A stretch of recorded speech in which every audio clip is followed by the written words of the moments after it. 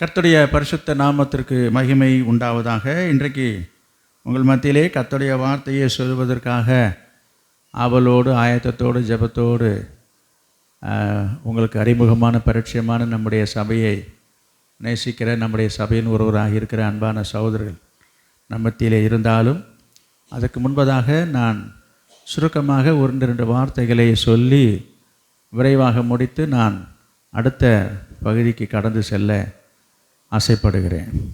கடந்த வாரத்திலே நான் உங்களுக்கு சொன்னதனுடைய தொடர்ச்சியாக ஒரு சில காரியங்களை இன்றைக்கு சொல்ல விரும்புகிறேன். இந்த வருஷ ஆரம்பத்திலேயே கர்த்தர் உங்களுக்கு வாக்குத்தத்தமாக ஒரு வார்த்தையை தந்திருக்கிறார். நான் உங்களை ஏற்றுக்கொண்டு உங்களுக்கு பிதாவாக இருப்பேன் என்று கர்த்தர் சொல்லியிருக்கிறது. இது நமக்கு ஆண்டவர் கொடுத்திருக்கிற நல்ல வாக்குத்தத்தம். ஆண்டவர் உங்களுக்கு நல்ல தகப்பனாக இருந்து கர்த்தர் இந்த ஆண்டு முழுவதும் மட்டுமல்ல, அவர் வருகை வரையும் அவர் நடத்துவார். என்றைக்கும் அவர் நம்முடைய பரம தகப்பனாக இருக்கிறார். அவர் உங்கள் மேல் ஆவலாக இருக்கிறார். அவர் உங்கள் மேல் ஆதரவாக இருக்கிறார்.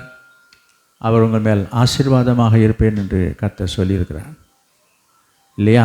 சரி, இந்த வருஷத்தின் ஆரம்பத்திலே ஆராதனையிலே கர்த்தர் இன்னும் ஒரு வார்த்தையை உங்களுக்கு சொன்னார். அது என்னவென்றால், நான் உங்களை பெருக பண்ணுவேன் என்று சொல்லி ஒரு ஆசீர்வாதமான வார்த்தையை சொன்னார். எனவே உங்கள் வாழ்க்கையினுடைய தரம், உங்களுடைய பொருளாதாரம், உங்களுடைய ஆவிக்குரிய வாழ்க்கையின் வளர்ச்சி எல்லாவற்றிலையும், ஒரு தொழிலிலே, உங்களுடைய வியாபாரத்திலே, எல்லா விதத்திலையும் சரி, பொருளாதாரத்திலையும் சரி, ஒரு பெருக்கத்தை, ஒரு பெருக்கமான ஒரு ஆசீர்வாதத்தை ஆண்டவர் உங்களுக்கு வைத்திருப்பதாக சொல்லியிருக்கிறார். ஆண்டவர் உங்களை பெருக செய்வேன் என்று சொல்லியிருக்கிறார். நல்ல சந்தோஷமான காரியம் தானே? இப்படி நீங்கள் உங்களை ஆண்டவர் பெருக செய்வேன் என்று சொல்லும்போது, நீங்கள் ஒரு சில காரியங்களிலே பெருகி வர வேண்டும் என்று அவர் எதிர்பார்க்கிறார். அதில் முதலாவது காரியத்திலே நாம் அன்பிலே பெருக வேண்டும் என்று சொல்லி பார்த்தோம். கடந்த வாரத்திலே விசுவாசத்திலே பெருக வேண்டும் என்று சொல்லி கடந்த வாரத்திலே நாம் பார்த்தோம். அது முடிக்கப்படாதனால இன்னும் சில வார்த்தைகளையும் நான் உங்களுக்கு சொல்ல விரும்புகிறேன். எனவே கர்த்தருடைய ஆசீர்வாதத்தை நாம் நிறைவாக முழுமையாக நாம் பெற்றுக்கொள்ள வேண்டும் என்று சொன்னால், ஒரு சில காரியங்களில் அல்லது கர்த்தர் சொல்லி இருக்கிற அவர் விரும்பி எதிர்பார்க்கிற காரியங்களிலே நாம் வளர வேண்டும், நாம் பெருக வேண்டும் என்று தேவன் எதிர்பார்க்கிறார். அந்த எதிர்பார்ப்பை ஆண்டவர் திட்டம் தெளிவுமாக இந்த வேத புத்தகத்திலே, வேத வசனத்தின் மூலமாக அதை நமக்கு அவர் உறுதிப்படுத்தி இருக்கிறார் என்பதையும் நான் உங்களுக்கு சுட்டி காட்டினேன்.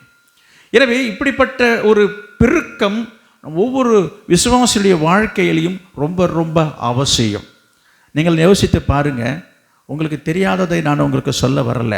நீங்கள் எந்த ஒரு காரியத்தை செய்தாலும் சரி, விசேஷமாக நான் சொல்கிறேன், ஒரு வியாபாரம் பண்ணுறதா இருக்கட்டும், ஒரு விவசாயம் பண்ணுறதா இருக்கட்டும், அல்லது ஒரு மரத்தை நடுவதாக இருக்கட்டும், ஒரு செடியை வைப்பதாக இருக்கட்டும், நாம் அதற்காக பிரயாசப்பட்டு அதை செய்துவிட்டு நம்ம என்ன நினைக்கிறோம் அல்லது நம்ம என்ன விரும்பி எதிர்பார்க்கிறோம் என்று சொன்னால், அது வளரணும், அது பெருகணும், அது விருத்தி அடைய வேண்டும் என்பதுதான் எதிர்பார்ப்பாக இருக்கிறது. எல்லாம் யோசித்து பாருங்கள். நீங்கள் எல்லாருமே இங்கே அமர்ந்திருக்கிற அத்தனை பேருமே நன்றாக விவசாயத்தை, குறிப்பாக நம்ம பகுதியிலே அதிகமாக செய்து வருகிற நெல் பயிரை நான் சொல்கிறேன். நெல் விவசாயத்தை நன்கு அறிந்தவர்கள், புரிந்தவர்கள், அந்த அனுபவம் உங்களுக்கு உண்டு. அதை தான் நாம் செய்து கொண்டிருக்கிறோம். அது உங்களுடைய வாழ்க்கையின் ஆதாரமாக இருந்து கொண்டிருக்கிறது.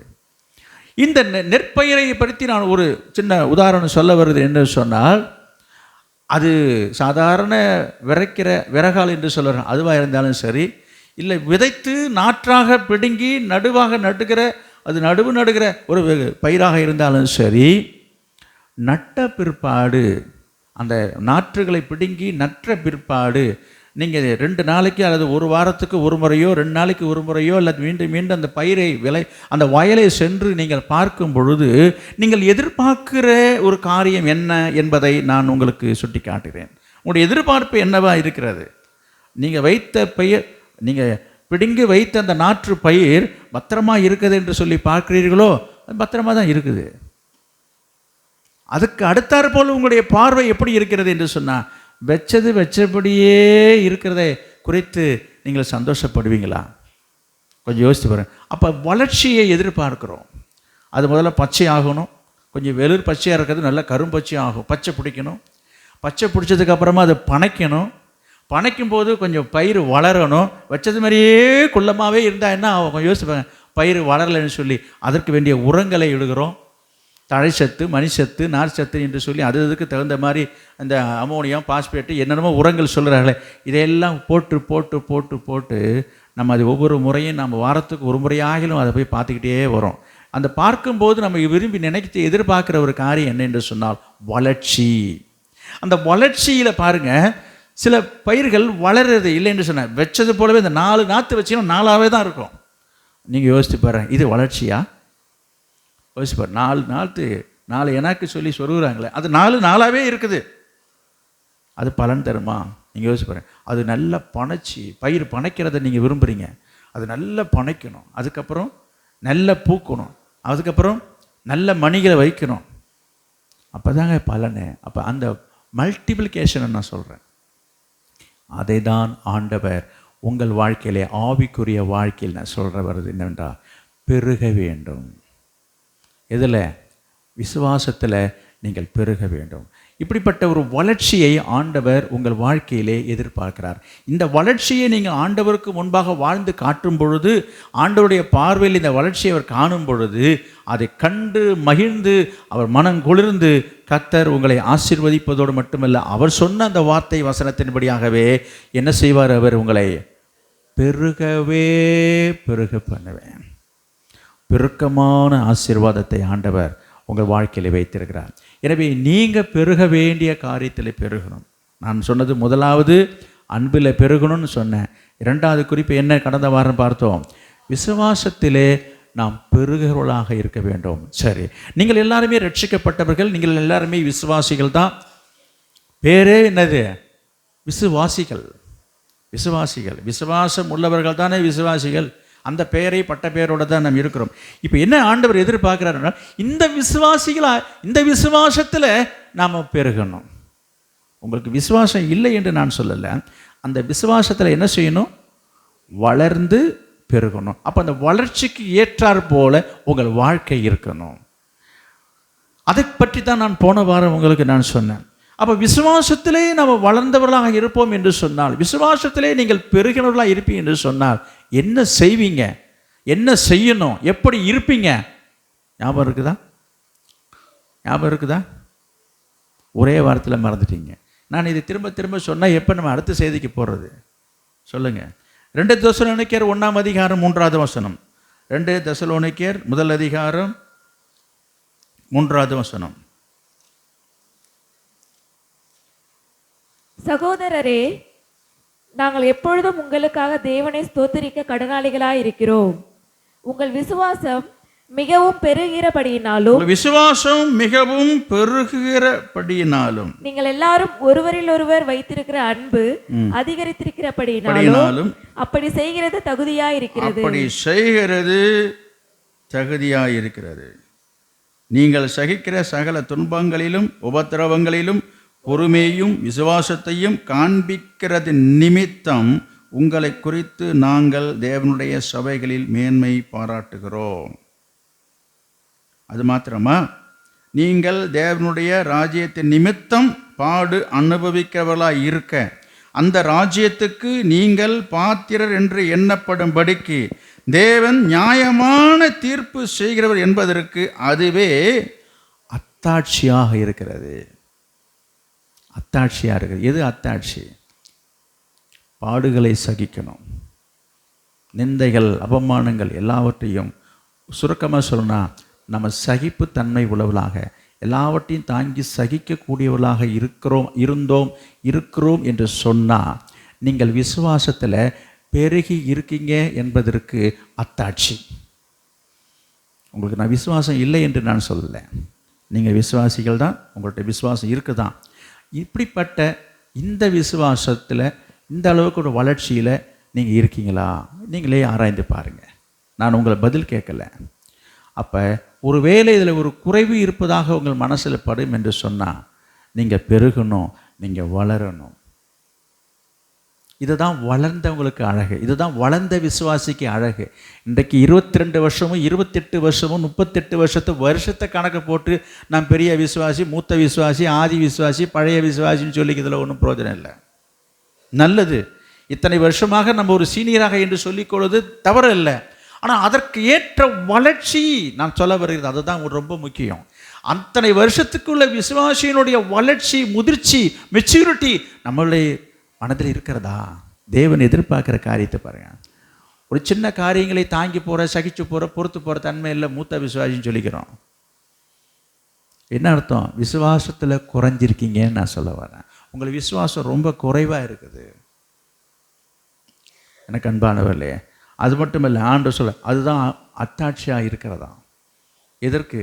விசுவாசத்துக்கு மட்டும் இல்லை, நம்ம பரலோகம் போகிறதுக்கும் அதுதான் அத்தாட்சி. புரியுங்களா? எனவே தான் ஆண்டவர் சொன்னார். யோவான் எழுதின சுவிசேஷம் 14ஆம் அதிகாரத்தில் முதல் வசனத்தை நீங்கள் பாருங்கள். யோவான், உங்கள் இருதயம் கலங்காதிருப்பதாக தேவனிடத்தில் விசுவாசமாயிருங்கள். தேவனிடத்தில் விசுவாசமாயிருங்கள், என்னிடத்திலும் விசுவாசமாயிருங்கள். பாத்துங்க, தேவனிடத்தில் விசுவாசமாயிருங்கள், என்னிடத்திலையும் விசுவாசமாயிருங்கள் ஆண்டவர் சொல்றார். எனவே விசுவாசம் ரொம்ப முக்கியம். இன்னொரு வசனத்தையும் நான் உங்களுக்கு காட்டுகிறேன். எபிரேயர் 11ஆம் அதிகாரம் 6வது வசனம் நினைக்கிறேன். எபிரேயர் 11ஆம் அதிகாரம் 6வது வசனத்தை பாருங்க. விசுவாசம் இல்லாமல் தேவனுக்கு பிரியமாய் இருப்பது கூடாத காரியம். போதும், அவளுங்க ரொம்ப ரொம்ப முக்கியம். ஆண்டவருக்கு நீங்கள் பிரியமாக வாழணும், பிரியமாக இருக்கணும், நீங்கள் பிரியமானவர்கள் என்று பேர் பெறணும். உங்களை பார்த்து ஆண்டவர் எனக்கு பிரியமானவன் என்று அவர் சொல்லிக்கொண்டு மெச்சிக்கொள்ளணும் என்று நீங்கள் ஆசைப்படுவீர்கள் என்று சொன்னால் நீங்கள் என்ன செய்யணும்? விசுவாசம் உள்ளவர்களாக இருக்க வேண்டும். என்னங்க நாங்களாம் எத்தனை வருஷமாக விசுவாசியாக இருக்கோம், இப்போ விசுவாசத்தை பற்றி பேசிகிட்டு இருக்கீங்க. இப்போ எங்கள்கிட்ட விசுவாசமே இல்லைன்னு சொல்கிறீங்களா? நான் திரும்ப திரும்ப சொல்கிறேன், நான் உங்கள்கிட்ட விசுவாசம் இல்லைன்னு சொல்லலை. இன்றைக்கி நான் சொல்ல வந்த வார்த்தை என்ன? விசுவாசத்தில் பெருக வேண்டும். இந்த விசுவாசம் போதாது, உங்கள் இடத்துல இருக்கிற இந்த விசுவாசம் போதாது. அதனால தான் இன்றைக்கு குழப்பங்கள், சண்டைகள், சச்சரவுகள், சமாதான குறைவுகள். முதல்ல சபையில் விசுவாசிகளிடத்திலேயே ஒரு மனது இல்லை, ஒற்றுமை இல்லை, சமாதானம் இல்லை, தாங்கி போகிறதில்ல, பொறுத்து போகிறதில்ல, சகிக்கிறது கிடையாது, மன்னிக்கிறது கிடையாது, தவறு செய்தால் அது வருந்துறது கிடையாது, ஒரு மன்னிப்பு கேட்கறது கிடையாது, அதில் ப்ரெஸ்டீஜ் பார்க்கறது, டிக்னிட்டி பார்க்கறது. அப்பா இதெல்லாம் எங்கே இருக்குது? விசுவாசிகள்கிட்ட தான் இருக்குது. இது விசுவாசியா? இது விசுவாசம் உள்ள விசுவாசியா? கிடையாது. நிறைய பேருக்கு அது புரிய மாட்டேது. அதனால தான் நான் இந்த வசனத்தை நான் சொன்னேன், எப்படிப்பட்டவர்களாக இருக்க வேண்டும் என்று சொல்லி. ஒரு விசுவாசி, விசுவாசமுள்ள விசுவாசி என்பதனுடைய அடையாளம் அத்தாட்சி. அது அத்தாட்சியாக இருக்கிறது என்று சொல்லி இப்போ நான் உங்களுக்கு காட்டினேன் ஒரு வசனத்தை. எதையா அத்தாட்சி? பாடுகள், உபத்திரவங்கள் எல்லாவற்றையும் தேவனுக்காக சகித்து வாழ்கிறவன் தான் விசுவாசி. என்னாலலாம் தாங்க முடியாது, என்னாலலாம் பொறுக்க முடியாது, என்னாலலாம் செய்ய முடியாது, அப்பப்போ ஐயோ இப்படிலாம் அப்படின்னா நீ விசுவாசியே இல்லை, விசுவாசத்துக்கே லாய்க்கு இல்லைன்னு அர்த்தம். இப்படி சொல்வது சிலருக்கு வருத்தமாக கஷ்டமாக கூட இருக்கும். என்ன லாய்க்கு இல்லை தான்? நோ, முதல்ல அதுக்கு வேண்டிய கிருபையை கர்த்தர்ட்ட கேட்குறோம். இதெல்லாம் சாதாரண விஷயம் அல்ல. இந்த விசுவாசத்தில் நிலைத்திருப்பதும், இந்த விசுவாசத்தில் வளர வேண்டும் என்பதிலையும் முதலாவது பேசிக் என்ன என்று சொன்னால், நமக்கு அபிஷேகம் ரொம்ப தேவை. அந்த அபிஷேகம் இல்லாமல், அந்த அபிஷேகத்தில் குறைவு இருப்பதனால தான், புரியுதுங்களா, அப்பப்போ இந்த மாதிரி இந்த காரியங்கள் நடந்துகிட்டு இருக்குது. எனவே முதலாவது அபிஷேகம் பெறாதவர்கள் அபிஷேகத்தை பெற்று அபிஷேகத்தில் நிரம்பி இருந்துங்க. அதுக்கப்புறம் அந்த ஆண்டவர் சார்ந்து கொள்ளும்போது, ஆண்டவர்கிட்ட நீங்கள் கேட்கும்போது அதுக்கு வேண்டிய கிருபையை கர்த்தர் கொடுப்பார். இதெல்லாம் தானாக நம்ம வாழ்க்கையில் இருதயத்தில் உண்டாகிற விஷயம் இல்லை. அப்புறம் ஏங்க நீங்கள் சொல்கிறீங்க? நான் சொல்ல காரணம், உங்களுக்குள்ள அந்த விருப்பத்தை உண்டு பண்ண வேண்டும் என்பது ஆண்டவருடைய நோக்கம். முதல்ல விருப்பம் வேணும், அந்த ஆசை வேணும், அந்த எண்ணம் வேணும், அந்த வாஞ்சை இருக்கணும். என்னது? நம்ம அப்படி வாழணும், நம்ம அப்படி இருக்கணும், அந்த சிந்தை முதலாவது இருந்தால் போதும். நீங்கள் இருக்கிறது அப்புறம் ரெண்டாவது பட்சம். உங்களால் அப்படி இருக்க முடியுமா என்றது அது செகண்ட் திங். முதல்ல நீங்கள் விருப்பப்படலையே. சிலர் அப்படி இருக்க விரும்பவே, அந்த வாழ்க்கை வாழறதுக்கே சில விருப்பம் இல்லாமல் இருக்கிறாங்க. தேவன் ஒன்றும் செய்ய முடியாது. நீங்கள் உங்களை ஒப்பு கொடுங்க. தேவன் உங்கள் வாழ்க்கையை மாற்றி இந்த ஆண்டிலே உங்களை பெருக செய்ய போகிறார். எனவே நான் அந்த விசுவாசத்தை பற்றி ஒரு வார்த்தை சொல்லி இன்றைக்கு நான் முடிக்க ஆசைப்படுகிறேன். ஒரு சம்பவத்தை நான் உங்களுக்கு சொல்ல விரும்புகிறேன். கடந்த வார கூட்டங்களிலே கூட பாஸ்டர் வெஸ்லி ஐயா அவர்கள் அநேக சாட்சிகளை சொல்லி உங்களை பரவசப்படுத்தினார்கள். தேவனுடைய வாழ்க்கையில் நடந்த சம்பவங்களை ஒவ்வொன்றாக அடுத்தடுக்காக சொல்லி எல்லாரையும் உங்களை உற்சாகப்படுத்தினார்கள். அதனுடைய பின்னணியிலே அமைந்திருக்கிறது என்னவென்று சொன்னால் விசுவாசம் என்பதை மறந்து போகாதீங்க. இதை கேட்கும்போது கேட்கிறவர்கள் என்ன நினைக்கலாம், நமக்கு அப்படி ஆண்டவர் தருவார் செய்வார், நமக்கு அப்படி கிடைக்கும் என்கிற எண்ணம் நினைப்பு உங்களுக்கு இருக்கத்தான் செய்கிறது, தப்பல்ல.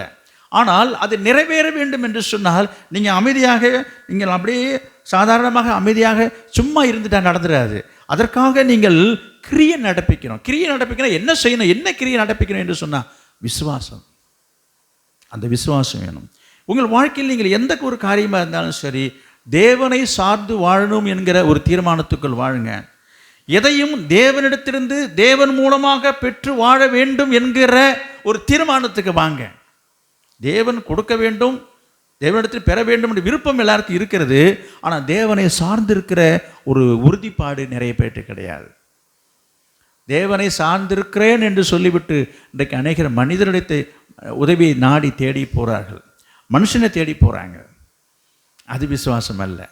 நம்ம தேவனை சார்ந்திருக்கணும், தேவனையே சார்ந்திருக்கணும், தேவனையே நம்பி இருக்கணும். தேவன் தருவார் என்று சொல்லி அவர் மேலே விசுவாசமாக இருக்கிறவன் பாக்கியவான் என்று சொல்லப்பட்டிருக்கிறது. அவர் மேலே விசுவாசம் இருக்கிறேன்னு சொல்லிவிட்டு நம்ம வேறு காரியம் செய்வோம் என்று சொன்னால் அது விசுவாச குறைவு. அது அவருடைய சாட்சியில் நம்ம பார்த்த காரியங்களும் அப்படித்தான். எனக்கு அருமையானவர்களே, இந்த காரியங்கள் எனக்கு ரொம்பவும் இஷ்டமான ஒரு விஷயம். இதை இந்த விசுவாசத்தின் மூலமாக பெற்றுக்கொள்வது என்பது, விசுவாசத்தின் மூலமாக வாழ்வது என்பது, நான் சொல்கிறேன், ஒரு வெரி வெரி டேஸ்ட்ஃபுல் லைஃப் என்று நான் சொல்லுவேன். அதை ருசித்தவங்களுக்கு மட்டும்தான் தெரியும், ருசி பார்த்தவங்களுக்கு தான் அது புரியும். அது ருசிக்காத வரையும் அது உங்களுக்கு கஷ்டமாக தான் இருக்கும். நான் சொல்கிறேன், இந்த விசுவாசத்தை பற்றி சொல்கிறேன். உங்கள் வாழ்க்கையிலே நடக்கலைன்னு நான் சொல்லலை, நடந்திருக்கும். ஒரு சில நேரங்களிலே ஒரு சில காரியங்களை, அற்புதங்களை நீங்கள் பார்க்கும்போது உங்கள் உள்ள எவ்வளவு பரவசம் அடைகிறது. நிறைய பேர் என்னத்தில் வந்து ஓடி வந்து சொல்லுவார்கள், அன்றைக்கி ஆண்டு இப்படிலாம் செய்தாருங்க, இப்படிலாம் பண்ணுறாருங்க என்று சொல்லி இடத்துல சொல்லி நிறைய பேர் சந்தோஷப்பட்டிருக்கீங்க. உங்கள் விசுவாசத்தை ஆண்டவர் வர்த்திக்க பண்ணுவாராக. உங்கள் விசுவாசத்தின்படி உங்களுக்கு ஆக கடவுது. கர்த்தர் உங்கள் விசுவாசத்தில் இன்னும் உங்களை வளர செய்வாராக. ஆனால் அதோடு நாம் நின்றுவிடக்கூடாது. இதுபோல் எத்தனை சம்பவங்களை ஆண்டவர் உங்கள் வாழ்க்கையில் செய்திருக்கிறார். என்ன சொல்ல வருகிறேன், அதை பார்க்கும் பொழுது, அதை அனுபவிக்கும் போது உங்கள் மனதில் ஏற்படுகிறதான ஒரு மகிழ்ச்சியை நான் சொல்ல, ஒரு பரவசம். எதை சொல்கிறேன்னா, விசுவாசத்தின் மூலமாக நம்ம ஒரு பெறுற விஷயத்தில் தான் ஒரு அருமையே டேஸ்ட்டே இருக்குங்க. அது எப்படி சொல்லி உங்களுக்கு நான் புரிய வைக்கிறது? ஒரு சின்ன உதாரணம் நான் சொல்லணுன்னா, என்னதான் விதவிதமாக வாய்க்கு ருசியாக இனிமையாக சுவையாக பெரிய பெரிய ஹோட்டலில் நல்ல சொல்கிறாங்களே, ஹோட்டல் ரொம்ப ஃபேமஸ், ரொம்ப நல்லா இருக்குன்றவங்க, என்னதான் நீங்கள் அப்படிப்பட்ட உணவுகளை சென்று சாப்பிட்டு நம்ம திருப்தி அடைந்தாலும், நான் ஒரு உதாரணத்துக்கு சொல்கிறேன், அதே சாப்பாடை நம்ம கைப்பட செய்து, நம்ம கையால் செய்து, நம்ம அதை தயார் பண்ணி அதை உண்டு மகிழ்கிற மகிழ்ச்சியில், ஒரு சந்தோஷத்தில் இதில் பார்க்க முடியாது. நான் சொல்கிறது புரியுதா உங்களுக்கு? யோசித்து பாருங்கள். எந்த காரியமே, நான் சாப்பிட்ற விஷயத்தை மட்டும் நான் சொல்லலை, அதை மட்டும் நான் சொல்ல, எந்த ஒரு காரியமாக இருக்கட்டும். இன்னும் ஒரு உதாரணம் நான் சொல்கிறேன் பாருங்கள். இன்றைக்கி நிறைய காய்களை வாங்குகிறோம், நிறைய பொருட்களை வாங்குகிறோம். அதே பொருளை நம்ம வீட்டில், நம்ம வீட்டு தோட்டத்தில் நம்ம ஒரு விதையை போட்டோ மரத்தை வைத்தோ அதிலிருந்து காய்த்து, அதிகமாக காய்த்து குலுங்காவிட்டாலும் ஒரே ஒரு காயாவது அதில் காய்க்கும் பொழுது அதை பார்க்கும்போது மனசில் ஒரு மகிழ்ச்சி நிறைவு. அதை எடுத்து புசிக்கும் பொழுது அதில் ஒரு திருப்தி கிடைக்கிறது. இதே பொருள் கடையில் கிடைக்கிது. நான் என்ன சொல்கிறேன் புரியுதா? ப்ராக்டிக்கலாக ஒரு சில காரியங்களை நம்ம செய்யும் பொழுது அது நமக்கு எதை கொண்டு வருகிறது? ஒரு சந்தோஷத்தை, ஒரு பரவசத்தை கொடுக்கிறது. அதை தான் நான் சொல்ல வருகிறேன். விசுவாசம் என்பதும் அப்படித்தான். எதையும் நாம் தேவனிடத்திலிருந்து, தேவன் மூலமாக, தேவனை சார்ந்து தேவனிடத்திலிருந்து நேரடியாக பெற்றுக்கொள்ளும் பொழுது, நான் சொன்ன இந்த உதாரணத்தை விட அது ஒரு பெரிய பரவசத்தை, பரலோக சந்தோஷத்தை கொடுக்கிற ஒரு அனுபவமாக இருக்கும். என்னுடைய வாழ்க்கையில் நிறைய சம்பவங்களை நான் சொல்ல முடியும், நான் உங்களுக்கு சொன்னதும் இல்லை. இருந்தாலும் நான் நினைவுக்கு நான் சின்ன சின்ன காரியங்களை சொல்கிறேன். உங்களுக்கும் அப்படி நடந்திருக்கும். எனக்கு நடந்ததுன்னு நான் சொல்கிறதுனால உங்களுக்கு நடக்கலைன்னு நான் சொல்ல, நீங்கள் சொல்லலாம், சொல்லாமல் இருக்கலாம், சொல்ல மறந்துருக்கலாம், நிறைய காரியங்கள் உங்களுக்கு நடந்திருக்கும். நான் எக்ஸாம்பிளுக்காக நான் சொல்கிறேன். எனவே தேவனை சார்ந்து வாழ்கிற வாழ்க்கையில் நிறைய காரியங்களை ஆண்டவர் செய்யக்கூடியவராக இருக்கிறார். அப்படிப்பட்ட ஒரு விசுவாசம் உள்ள ஒரு அனுபவத்துக்குள்ளே கடந்து வர வேண்டும் என்று தான் ஆண்டவர் விரும்புகிறார். ஒரு சம்பவத்தையே நான் உங்களுக்கு சொல்லி நான் கடந்து போகிறேன். லூக்கா எழுதின சுவிசேஷம் 8ஆம் அதிகாரம், லூக்கா எழுதின சுவிசேஷம் 8ஆம் அதிகாரம்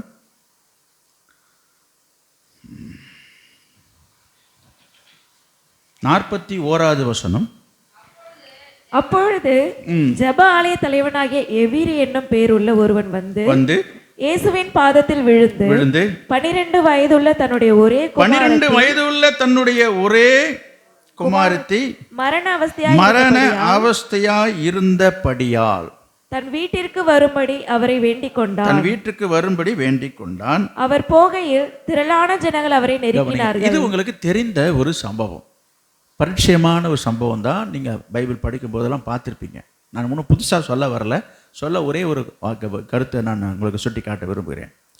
பாருங்க, ஜெப ஆலயத்தினுடைய தலைவனாக இருக்கிற எவீரு என்கிற ஒரு பேர் உள்ள ஒரு மனுஷனுக்கு ஒரு பெண்ணு இருந்தால், அந்த பெண்ணு 12 வயசுள்ள ஒரு பெண்ணு, வயது முதற்கொண்டு விரிவாக தெளிவாக சொல்லப்பட்டிருக்குது.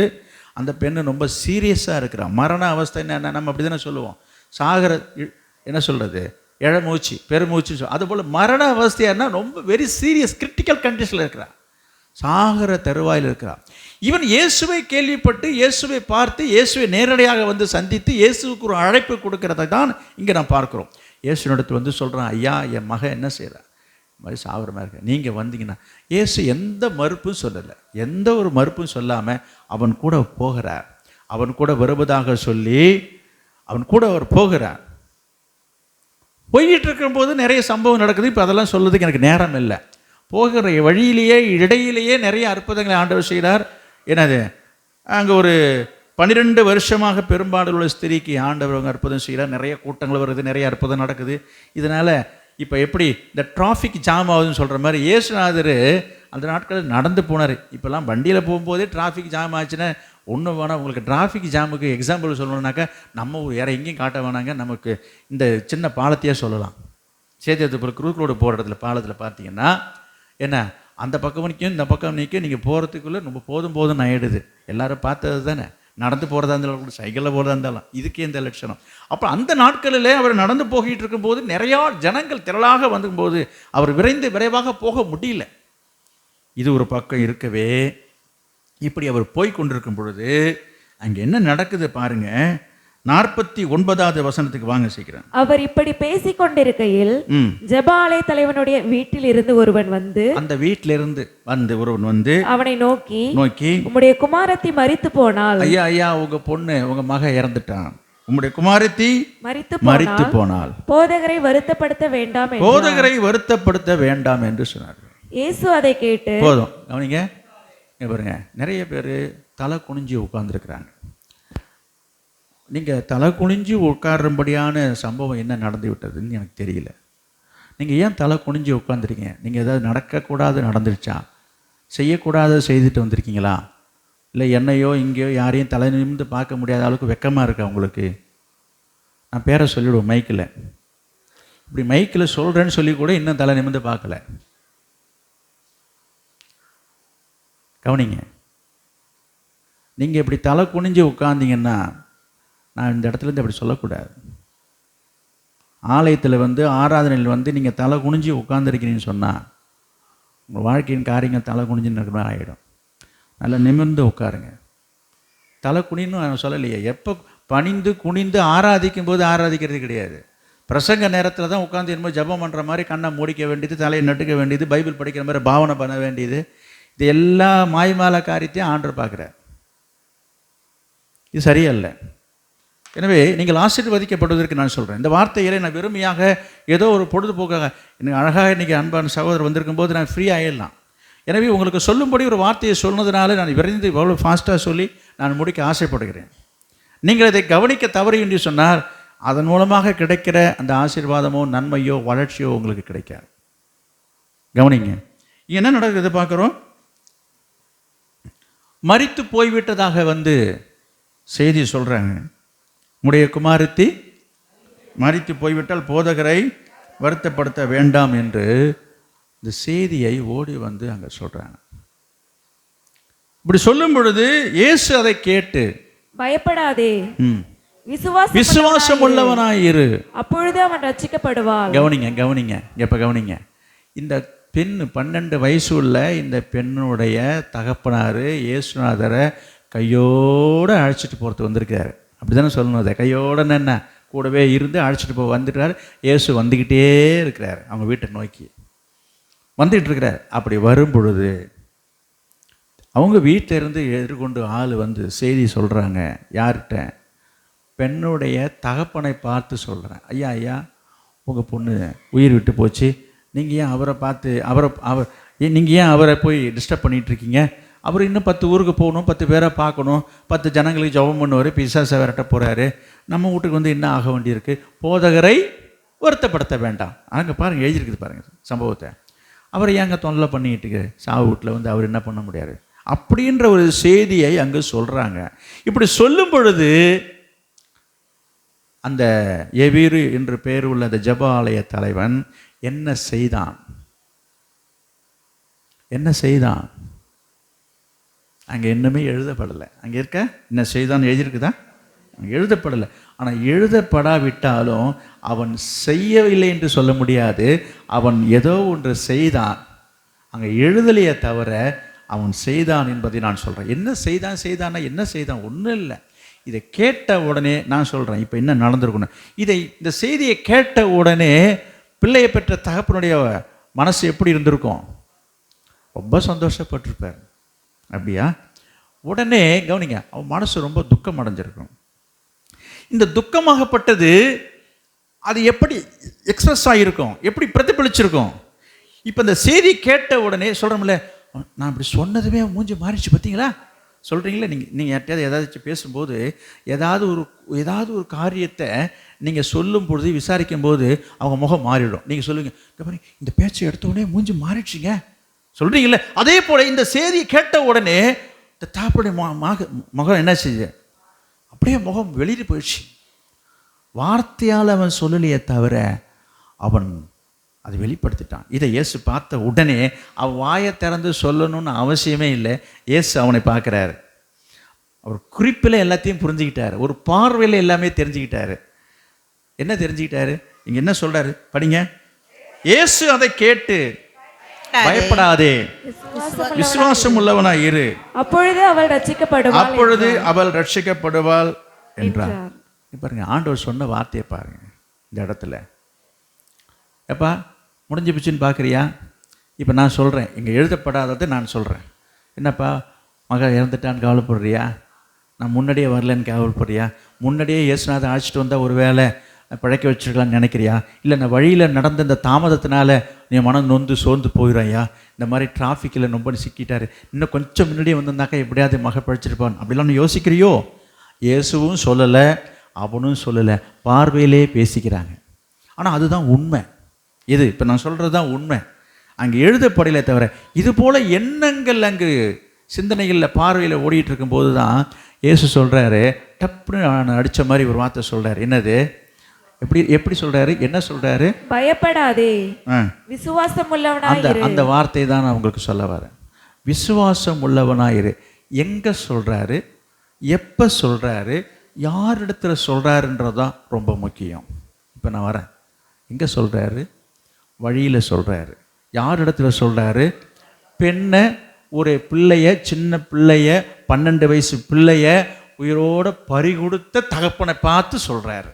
எப்போ சொல்கிறாரு? அந்த 12 வயசு பிள்ளை செத்த பிற்பாடு சொல்கிறார், உயிர் போனதுக்கப்புறம் சொல்கிறாரு. இந்த பிள்ளையினுடைய உயிரை எப்படியாயிலும் காப்பாற்ற வேண்டும் என்கிற ஒரு ஆதங்கத்தால் தான் இந்த தகப்பனார் இங்கே வந்தார். அந்த ஒரு நம்பிக்கை எதிர்பார்ப்போடு தான் இங்கே வந்தார். இப்போ என்னாச்சு? அந்த நம்பிக்கையெல்லாம் தவிடி பொடி ஆயிடுச்சு, நம்பிக்கையெல்லாம் போயிடுச்சு. அவர் மனசு உடைஞ்சிட்டார். அந்த நிலையில தான் இயேசு சொல்கிற வார்த்தையை தான் இப்போ நான் உங்களுக்கு சொல்லுகிறேன். இன்றைக்கு நான் சொல்ல வந்த வார்த்தை இதை தான். எந்த நேரத்தில் பார்த்து சொல்கிறாரு பாருங்க, எல்லாம் முடிஞ்சிடுச்சு, பிள்ளையே செத்து போச்சுங்க, கதை முடிஞ்சு போச்சு. என்ன விசுவாசம் வந்து என்னத்தை அறிக்க போகிறோம், என்ன நடக்க போகுது? இன்றைக்கி நிறைய விசுவாசிகளுடைய வாழ்க்கை நிலைமைகள் அப்படி இருக்கிறது. இன்றைக்கு பல வருஷங்களாக விசுவாசியாக இருக்கிறேன்னு சொல்கிறவங்க வாழ்க்கையிலே நான் சொல்கிறேன், மரணத்தை நான் சொல்ல வரல, இதுபோல் மரணம் இல்லாத சில சம்பவங்கள், சில காரியங்கள் உங்கள் வாழ்க்கையில் நடக்கும்போது அநேகருடைய உள்ளங்கள் உடைந்து போகிறது, சோர்ந்து போகிறது, மனசு தளர்ந்து போகிறது. இது போல ஏதாயிரம் வார்த்தைகளையோ வசனத்தையும் எடுத்து சொல்ல போனால், ஆமாம் என்ன விசுவாசம், அவளும் விசுவாசமாக தான் இருந்தோம், 22 வருஷமாக தான் விசுவாசமாக இருக்கிறோம், விசுவாசத்தை பற்றி சொல்ல வந்துட்டார். எப்படி எப்படி எப்படி வருது பாருங்கள். விசுவாசம் எல்லாம் விசுவாசமாக தாங்க இருந்துக்கிறேன். என்ன என் விசுவாசம் இப்போ குறைஞ்சி போச்சு, நான் இருந்த விசுவாசத்துக்கு என்ன வந்துச்சு? ஆமாம், இதுக்கப்புறம் தான் நான் விசுவாசமாக இருக்க போகிறேன். இது என்ன சொல்ல வரேன்? ஒரு சோர்வு, ஒரு டிப்ரெஷன், விசுவாசத்தில் ஏற்படுகிற ஒரு தளர்ச்சி. இது உண்மை, இது நீங்கள் மறுக்க முடியாது. உங்கள்கிட்ட இல்லை, நீங்கள் யாரும் மறுக்க முடியாது.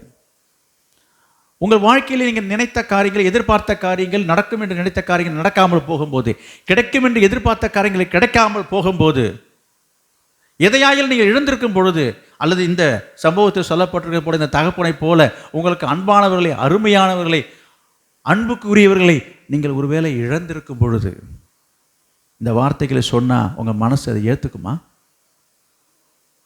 ஏற்றுக்கொள்ளக்கூடிய ஒரு பக்குவத்தில் இருக்குமா?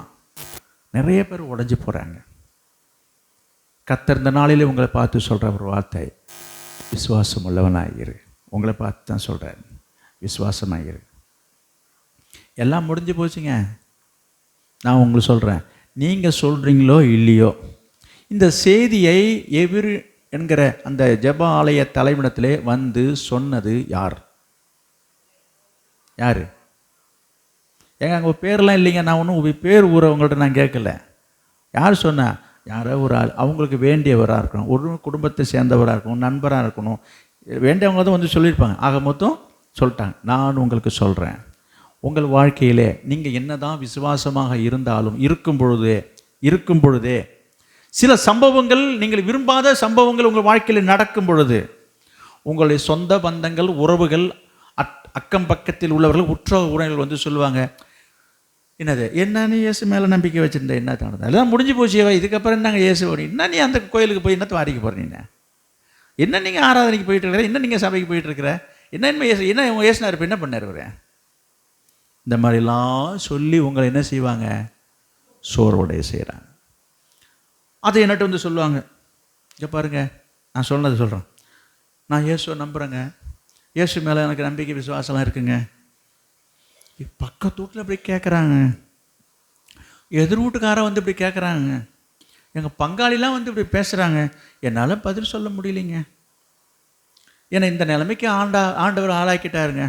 நீங்கள் சொல்கிறீங்க விசுவாசமாக இருங்கன்னு, இந்த மாதிரிலாம் 4 பேருக்கு பேசுகிறாங்களே, இருக்கீங்களா? இது போல் அனுபவங்கள் நீங்கள் சந்திச்சிருக்கக்கூடும். உடனே நம்ம அவங்க பேசுறது, அவங்க சொல்கிறது தான் மேவுதான் நினைக்கிறாங்க. நான் சொல்கிறேன், வரும், சொல்வார்கள் தான், பேசுவார்கள் தான். அதை தான் இங்கே நாம் பார்க்குறோம். இந்த சம்பவத்தில் பார்க்கும்போது நடந்தது அப்படி தான் வந்து சொல்கிறாங்க. அந்த இடத்துல தான் டக்குன்னு இடமறிச்சு இயேசு என்ன சொல்கிறாரு? நீ விசுவாசம் உள்ளவனாயிரு. இன்றைக்கு உங்களை பார்த்து கர்த்தர் சொல்கிறாரு, உங்களை சொந்தம் பந்தம், உங்களுடைய பங்காளிங்க, என்ன ஊரில் உள்ளவங்க, மற்றவங்கெல்லாம் பார்த்து உனக்கு நடக்காத ஒரு காரியத்தை சுட்டி காட்டி, நீ இழந்து போனதையோ, நீ நஷ்டமானதையோ, உன்னுடைய கஷ்டத்தையோ சொல்லி காட்டி, நீ இயேசுநாதர் கோயிலுக்கு போய் இயேசுவை ஏற்றுக்கொண்டு ரட்சிக்கப்பட்டன்ற, விசுவாசின்ற, சபைக்கு போனன்ற, ஏன் உன் வாழ்க்கையில் இப்படி நடந்தது, ஏன் அப்படிலாம் நடக்க விட்டு ஆண்டவர் பார்த்துட்ருக்காரு, இதெல்லாம் இப்படி ஆயிடுச்சு அப்படி என்று ஒரு வேலையை சொல்லும்பொழுது உன் மனசு சோர்ந்து போயிருக்கிறதோ, பதில் சொல்ல முடியாமல் ஆண்டவர் இப்படி வச்சுட்டார். நிறைய பேர் சொல்கிறது என்னென்னா, என்னை கேள்வி கேட்குற மாதிரி வச்சுட்டாருங்க ஆண்டவரே, 4 பேர் சொல்கிற மாதிரி வச்சுட்டாருங்க. கிடையாது, சொல்லுவாங்க தான். நான் சொல்கிறேன், அவங்க சொல்ல தான் செய்வாங்க, அவங்க வாயை நம்ம மூட முடியாது. இதற்கு மத்தியிலே ஆண்டவர் உங்களுக்கு சொல்கிறதை நீங்கள் கவனிங்க, நீ விசுவாசமாயிரு. புரியுதா? அப்போ எதற்கு மத்தியிலே நம்ம விசுவாசம் உள்ளவனாக இருக்கும்? நான் உங்களுக்கு சொல்கிறேன், கவனிங்க. ஒரு நல்ல விசுவாசிக்கு, வளர்ந்த விசுவாசிக்கு என்ன அடையாளம் என்று சொன்னால், இந்த சம்பவத்தில் நான் பார்க்கறது போல சம்பவமாக இல்லாமல் வேறு எந்தெந்த சம்பவத்தின் மூலமாக பாதிக்கப்பட்டவர்களாக இருக்கும். மனசளவில் நீங்கள் பாதிக்கப்பட்டிருக்கலாம். உங்கள் வாழ்க்கையில், உங்களுடைய வியாபாரத்தில், உங்களுடைய தொழிலில், உன் படிப்பில், உன் திருமண காரியத்தில், உன் வாழ்க்கையில் நிறைய தோல்விகளை நீ சந்தித்திருக்கக்கூடும், இழப்புகளை, நஷ்டங்களை நீ சந்தித்திருக்கக்கூடும். 4 பேர் உங்களை நையாண்டி பண்ணுற மாதிரி, உங்களை ஏளனமாக கேலியாக பேசுவது போல சில சூழ்நிலைக்குள்ளாக இங்கே கடந்து போய் கொண்டு இருக்கலாம். உங்களால் பதில் பேச முடியாமல் இருக்கலாம். இன்றைக்கு இந்த நாளில், இந்த காலை வேளையிலே, இந்த புதிய வருஷத்திலே ஆண்டவர் உங்களை பார்த்து சொல்கிற வார்த்தை, விசுவாசம் உள்ளவனாயிரு. விசுவாசம் உள்ளவனாயிரு. போயிடுச்சே, முடிஞ்சிச்சே. ஏசு என்ன செய்தார் தெரியுமா? ஏசு என்ன சொல்றாரு? தொடர்ந்து படிங்க சீக்கிரம்.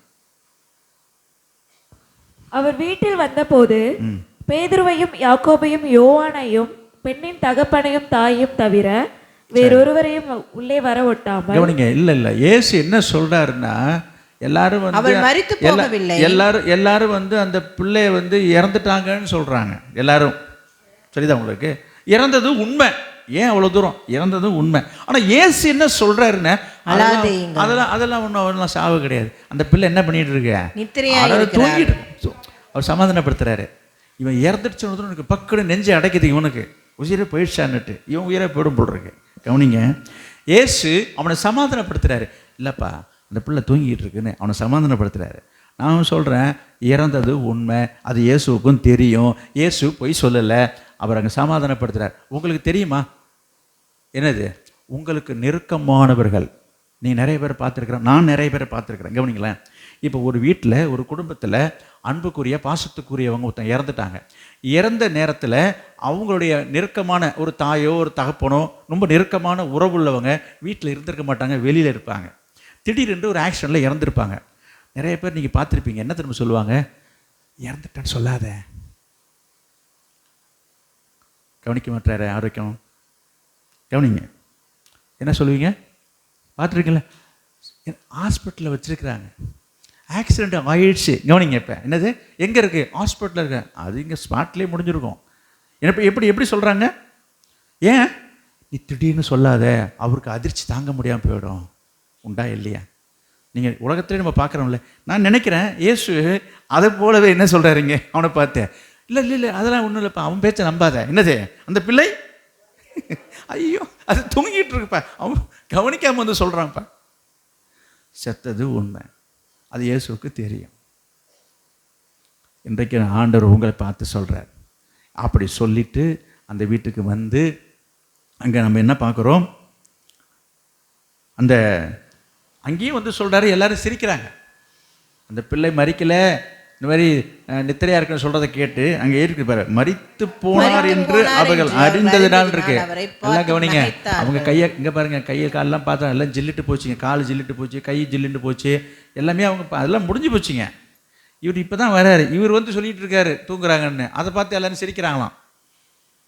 அதுக்கப்புறமா ஆண்டருக்கு மட்டும் ஒன்றும் தெரியாது, அதெல்லாம் ஆண்டருக்கு தெரியும். தெரிஞ்சு தான் அவர் சொல்கிறாரு எல்லாம் வெளில போங்கன்னு சொல்லிட்டு. அங்கே பாருங்கள், ரொம்ப ஈஸியாக ரொம்ப லகுவாக ஒரு காரியத்தை செய்கிறாரு. அப்பொழுது கையை பிடித்து பிள்ளையே எழுந்துருன்றாரு. இதுதான் ஆண்டவர் செய்கிற காரியம். சரி, நான் சொல்ல வந்த விஷயம் என்னென்னா, உங்களுடைய வாழ்க்கையில் நெருக்கடியான, இக்கட்டான, புரியுங்களா, மூச்சு விட ரொம்ப ரொம்ப ரொம்ப ரொம்ப ரொம்ப ரொம்ப நெருக்கத்துக்குள்ளே இருக்கும் பொழுது, நீங்கள் சோர்ந்து போகும்பொழுது, கர்த்தருடைய வார்த்தை என்ன சொல்லுகிறது?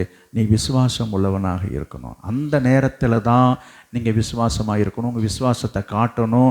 உங்கள் விசுவாசத்தில் உறுதியாக இருக்கணும். அப்பொழுது நீங்கள் தேவனுடைய அற்புதத்தை காண்பீர்கள். நீ விசுவாசித்தால் தேவனுடைய மகிமையை காண்பாய். நான் சொல்கிறேன், உங்களுடைய விசுவாசத்தை தளர விட்டுடாதீங்க. நீங்கள் அப்பொழுதும் விசுவாசமாக இருக்கணும். இதைத்தான் இன்றைக்கு தேவன் உங்களுக்கு சொல்ல வருகிறார். நீங்கள் விசுவாசமாக இருந்தால் தேவன் அற்புதத்தை செய்வார். அவன் என்ன செய்தான்? மனசுக்குள்ளே துக்கம்தான். ஒரு பக்கம் துக்கம், ஒரு பக்கம் அழுக தான். என்ன நடக்கும்? சரி, ஏதோ இயேசு சொல்கிறாரு, இயேசு வந்தால் ஏதோ ஒன்று நடக்கும், ஒரு நல்லது நடக்கும்ன்ற ஒரு நம்பிக்கையும் உள்ளுக்குள்ளே இருக்குது. அதன்படியே நடந்தது. இன்னொரு சம்பவம் இருக்கிறது, அது இப்போ சொல்ல நேரம் இல்லை. நான் அடுத்த வாரத்தில் நான் சொல்கிறேன். இதே போல் ஒரு சம்பவத்தை, விசுவாசத்தை பற்றி நான் அடுத்த வாரத்தில் நான் உங்களுக்கு சொல்கிறேன். இப்போ நான் சொல்ல ஒரு விஷயம் என்னென்னா, கவனிங்க, இதே போல் உங்கள் வாழ்க்கையின் காரியங்கள் கடந்து போய் கொண்டிருக்கீங்களா? உங்கள் வாழ்க்கையின் பாதையில் அப்படி இருக்குதா? வெளியில் சொல்ல முடியாமல் துக்கத்தோடு வேதனையோடு இருக்கீங்க. கர்த்தர் இன்றைக்கு உங்களை பார்த்து சொல்கிற வார்த்தை, நீ பயப்படாத, நீ விசுவாசமாயிரு. விசுவாசமாக. விசுவாசம்னா என்ன? தேவனை சார்ந்து வாழணும், தேவனையே சார்ந்து வாழணும், தேவனையே நம்பி வாழணும்.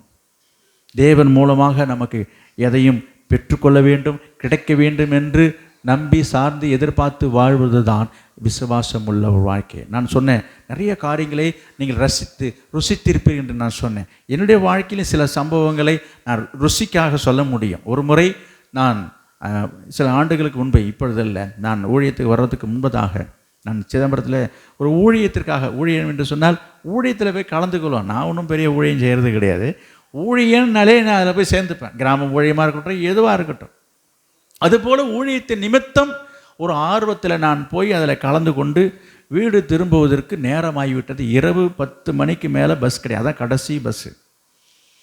அவனுங்க நான் பஸ் ஸ்டாண்டை நோக்கி வரும்போது நினைக்கிறேன், பஸ்ஸு போயிடுச்சுன்னா அவ்வளோதான், வீட்டுக்கு போக முடியாது. உங்களுக்கு தெரியும், ஒவ்வொரு ஊருக்கும் லாஸ்ட் பஸ். அதே போல் நான் ஜெபம் தோத்திரன்ட்டு வரேன். சரி, எது வந்தாலும் கர்த்தர் பார்த்துக்கொள்வான். சரி, ஆண்டவர் விட்ட வழி. நேரம் கடந்து விட்டது. சில நேரங்களிலே இந்த பஸ்ஸு சீக்கிரமாகவே எடுத்துருவாங்க, ஒரு 5-10. நம்ம சொல்கிறது கரெக்ட் டைம்லான்னு சொல்ல முடியாது.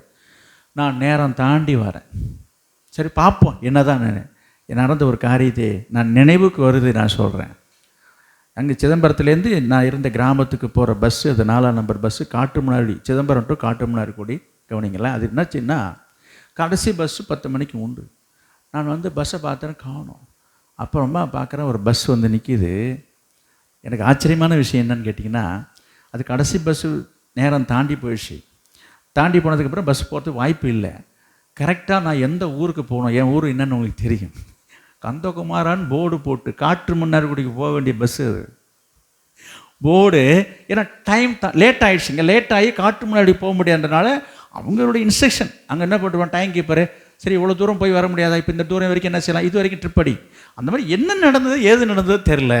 இப்போ நான் என்ன சொல்ல வரேன்னா, இது தேவன் செய்த அற்புதம். யாருக்காக? அப்படி ஒன்றும் பெரிய கூட்டமும் நெறியில்லைங்க. அந்த பஸ் இன்னும் பாதியில் கூட நிறுத்தி கூட ட்ரிப் எடுத்துகிட்டு போயிட்டுருக்கலாம். நான் எங்கே போய் சேரணுமோ என்ன ஆண்டவர் கொண்டு போய் சேர்த்தார். ஏன் இதை சொல்ல வரேன், இது போல் உங்களுக்கும் நடந்திருக்கும். இப்போ நான் சொல்கிறது ஒன்றும் எனக்கு உங்களுக்கு நடக்காததை நான் சொல்கிறேன்னு நினைக்காதீங்க. இதே போல் உங்களுக்கு நிறைய அற்புதங்கள் பார்த்துருப்பீங்க. என்ன சொல்கிறேன், அப்போ இதெல்லாம் பார்க்கும் பொழுது, அனுபவிக்கும் போது உங்கள் மனசில் இருக்கிற ஒரு பரவசத்துக்கு அளவே இல்லை தானே? யோசித்து பாருங்கள். அதை தான் நான் சொல்கிறேன். அதை தான் ஆண்டவர் உங்களை பார்த்து சொல்கிறார், விசுவாசம் உள்ளவனாயிரு. என்னுடைய வாழ்க்கையிலே நான் இன்னொரு காரியத்தை நான் சொல்லி நான் முடிக்கிறேன். கவனிங்க, இது போல் நிறைய சம்பவங்களை நான் உங்களுக்கு சொல்லிகிட்டே இருக்க முடியும். சொல்கிறதுக்கு நேரம் இல்லை. அந்த பாஸ்டர் சொன்னது மாதிரி நிறைய சொல்ல முடியும். நிறைய பேருடைய வாழ்க்கையிலே நான் பார்த்துருக்கிறேன். எனக்கு அது போல் வாழணுன்ற ஆசை உண்டு. எது போல்? விசுவாசத்தில் வாழணும், எதையும் விசுவாசத்தின் மூலமாக பெற்றுக்கொள்ளணும், எதையும் கேட்டு சொல்லி வாங்கணுன்றதுல எனக்கு இஷ்டம் கிடையாது. என்னுடைய தேவைகள் எதுவாக இருந்தாலும், குறிப்பாக என் தேவையை விடுங்க, சபையின் தேவைகள். நான் சொல்கிறது ஊழியத்தை பற்றி நான் வருவேன். சபையில் ஊழியத்துக்கான தேவைகளை கூட சிலர் சொல்லுவாங்க, நீங்கள் அறிவிப்பில் சொல்லுங்க என்று. அதனால் நான் அப்படி சொல்கிறது உண்டு. இந்த காரியங்கள் தேவை, ஜெபம் பண்ணிங்கன்னு சொல்லுவோம், அவ்வளோதான். நான் யாரையும் பார்த்து இது வேண்டும் என்று சொல்லி நான் கேட்டது கிடையாது. இதை நீங்கள் வாங்கி கொடுங்க, இதை செய்யுங்க என்று சொல்லி அதில் எனக்கு விருப்பமும் கிடையாது. எனக்கு என்னென்னா, கர்த்தர் அவர்கள் மனதில் பேசணும், கர்த்தர் அவர்கள் உள்ளத்தில் பேசி ஆண்டவராக இந்த காரியத்தை செய்யணும் என்பதில் தான் எனக்கு ஆசையும் விருப்பம் கூட. அதில் தான் சந்தோஷமும் இருக்குது. நீங்கள் கேட்டால் கொடுப்பீங்க, கேட்டால் நீங்கள் தருவீங்க, கேட்டு வாங்கிடலாம். நீங்கள் கொடுக்க மாட்டீங்கன்னு நான் சொல்லலை. எனக்கு என்னவோ கர்த்தர்கிட்ட கேட்கணும், கர்த்தர் எனக்கு கொடுக்கணும். நான் சொல்கிறது அணுகுதான். அதுபோல் ஒரு சம்பவம் நடந்ததுங்க நம்மளுடைய சபையில். இந்த கீபோர்டுக்காக உங்களுக்கு தெரியும், ஜபம் பண்ணணும். அப்புறம் ரொம்ப நாளைக்கு கீபோர்டு இல்லாமல் இருந்ததெல்லாம் உங்களுக்கு தெரியும். அப்புறம் இடையில சொன்னோம், அப்புறம் இவ்வளோ தொகை போட்டு வாங்கணும்னு சொல்லி மைக்கில் சில வாலிப பிள்ளைங்கள் வந்து சொன்னாங்க இல்லையா? இப்படி சொல்லியிருக்கும் பொழுது அதற்காக சில சின்ன காணிக்கைகளை நீங்கள் கொடுத்தீங்க. அது வந்து யானை பசிக்கு சோளப்பொறி மாரி தான். இது வாங்க வேண்டிய தொகை பெருசு. இருந்தாலும் உங்களால் இயன்றதை நீங்கள் கொடுக்கும்போது நான் யோசித்தேன், இதெல்லாம் நடக்கிற விஷயமா? எப்படி இதெல்லாம் சேகரித்து இதெல்லாம் வாங்கி, எனக்கு வந்து கடன் வாங்குறதுல இஷ்டம் கிடையாது. அவங்களுடைய பிளானே என்னென்னா, கடன் வாங்கிடுவாங்களா, உங்கள்கிட்ட வாங்கி கடனை அடிச்சிடணுமா? இதுதான் இங்கே உள்ள பிளானு. எனக்கு அதில் இஷ்டம் இல்லை. இருந்தாலும் நான் அவங்கள ஆர்வத்தை தடுக்கக்கூடாதுன்றதுக்காக சரி உங்கள் இஷ்டங்கன்னு சொல்லி விட்டுட்டேன். அப்படி ஒரு சில பேர் அதற்காக சில காணிக்கை கொடுக்க ஏன் மனத்தில் இருந்து நான் இப்போ சொல்கிறேன். நான் ஜெபம் பண்ணேன், என்ன ஆண்டவரே, எத்தனையோ சபைகளில் எத்தனையோ ஊழியங்களில் கர்த்தர் எனக்கு அதை கொடுத்தாரு இதை கொடுத்தாரு என்று எத்தனையோ ஊழியக்காரங்க சாட்சி சொல்கிறாங்க. இந்த ஊழியத்துக்கு தானே, அதேமாரி நீங்களும் எனக்கு கொடுத்தா நல்லா இருக்குமேன்னு சொல்லி நான் ஜெபம் பண்ணேன். நான் உங்கள்கிட்ட வெளிப்படையாக சொல்லலை. சரி, எனக்கு உள்ளுக்குள்ள ஒரு ஏக்கம், யாராருக்கோ என்னென்னமோ நடக்குதுன்றாங்க, நமக்கு ஒன்றும் நடக்கலைன்னு எனக்குள்ள ஒரு வருத்தமும் இருந்துச்சு. கர்த்தர் செய்த காரியத்தை பாருங்கள். இங்கே பாருங்கள், நம்ம சபையை சார்ந்திராத ஆனால் அவங்க ரட்சிக்கப்பட்டவங்க, ஒரு விசுவாசி தான், விசுவாசம் உள்ள ஒரு குடும்பம் தான். இன்னும் சொல்லப்போனால் அவங்க இடத்துல போய் நாங்கள் இந்த மாதிரி கீபோர்டு வேணும் ஜெபம் பண்ணுங்கன்னு சொல்லலை. இந்த குறிப்பே அவங்களுக்கு தெரியறதுக்கு வாய்ப்பே கிடையாது. நல்லா கவனிங்க. திடீரென்று ஒரு நாள் எனக்கு ஒரு மெசேஜ் வருது ஃபோனில், ஆஃபரிங் ஃபார் த கீபோர்ட் அப்படின்னு சொல்லி ஒரு மெசேஜ் போட்டு எனக்கு ஒரு அமௌண்ட்டு வந்திருக்கு. அந்த கீபோர்டுனுடைய நம்பரு, அதோட ரேட்டு எல்லாம் போட்டு ஒரு மெசேஜ் வருது. அது யாருன்னு தெரில. அப்புறமா விசாரிக்கிறேன், அந்த நம்பருக்கு ட்ரேஸ் பண்ணி அப்புறம் விசாரித்தா அப்புறமா தான் தெரியுதுங்க, கர்த்தர் அவங்க உள்ளத்தில் பேசினாராம், இந்த சபைக்கு இது இல்லை கொடுக்கணும்னு சொல்லி செய்ததாக வாங்கினேன். அதுக்கப்புறமா தான் கர்த்தர் இதை கொடுத்தார். எனக்கு என்ன ஏன் இதை சொல்ல வரேன் அப்படின்னு கேளுங்களேன். இது போல் வாங்கணும், இது போல் கிடைக்கணும், இது போல் அனுபவிக்கணும், இப்படி நம்ம வாழ்க்கையை இந்த ஊழியம் போகணும், உங்கள் வாழ்க்கையும் அப்படி இருக்கணும் தான் என்னுடைய ஆசை. புரியுதா? உங்களை கொண்டு ஆண்டவர் செய்வார், நீங்களும் அப்படி செய்யணும். நான் என்ன சொல்கிறேன், இது ஒரு சாட்சிக்காக நான் சொல்ல வருகிறேன். யோசித்து பாருங்கள், இதுதான் தேவன் செய்து. அப்போ என்னுடைய எண்ணங்களை கர்த்தர் அறிகிறார். ஆனால் நான் யாரையும் குறி வைக்கலை, இவங்க தருவாங்களா அவங்க தருவாங்களா. நான் யோசிப்பேன், யார் மனதிலையாவது ஆண்டவர் பேச மாட்டாரா, யார் மூலம் செய்ய மாட்டாங்களேன்னு உள்ளத்தில் எனக்கு ஏக்கம் இருந்துச்சு. ஆனால் வாயால் நான் யார்ட்டையும் சொல்ல கிடையாது. அப்போ நான் ஒரு பாட்டு ஒன்று பாடணும். என்னது?